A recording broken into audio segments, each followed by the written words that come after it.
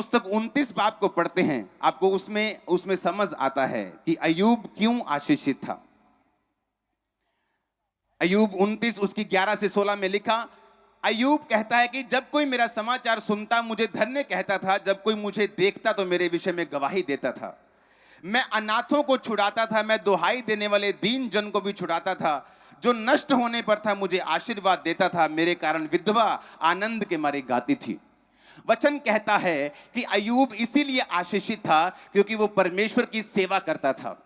Bible कहती है जो कुछ तूने धरती पर मेरे छोटों के साथ किया वो तूने मेरे साथ किया।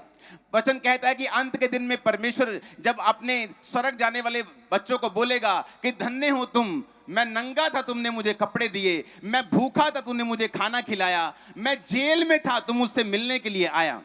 और अपने लेफ्ट हैंड साइड के लोगों को जो नरक में जा रहे होंगे उनको बोलेगा कि मैं भूखा था तुमने खाना नहीं दिया, मैं नंगा था तुमने कपड़े नहीं पहनाए। और लोग बोलेंगे परमेश्वर हमने कब तुझे भूखा देखा कि तुझे खाना दिया, कब तुझे नंगा देखा कपड़े पहनाए। और परमेश्वर बोलेगा जो तुमने छोटों के साथ किया, छोटे से छोटों के साथ किया, वो तुमने मेरे साथ किया।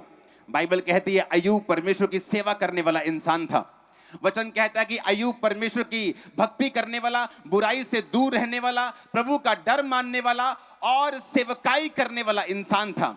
इसीलिए परमेश्वर की बरकत उस पर थी। और जब स्वर्गदूत इकट्ठा हुए और शैतान भी उनके बीच में आया और परमेश्वर ने कहा ए दुष्ट कहां से आता है, उसने कहा धरती पर डोलते डालते घूमते घामते आया हूं।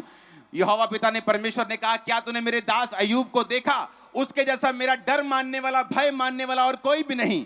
शैतान परमेश्वर से बहसने लगा कि क्या तूने उसके घर के आसपास उसकी चीजों के पास बाड़ा नहीं बांधा हुआ, क्या तूने उसे बरकत नहीं दी है, अपना हाथ उस पर से उठा ले और फिर देख उसका सब कुछ छीन कर कि वो तेरे मुंह पर तेरी निंदा करता है कि नहीं करता, क्योंकि वो तेरी सेवा बिना लाभ के नहीं करेगा।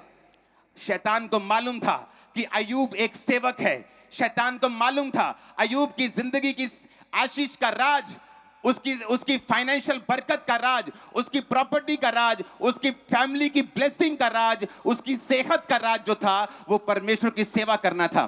बाइबल कहती है कि वो अनाथों का छुड़ाने वाला और विधवा आनंद के मारे गाती थी जब उसे देखती थी।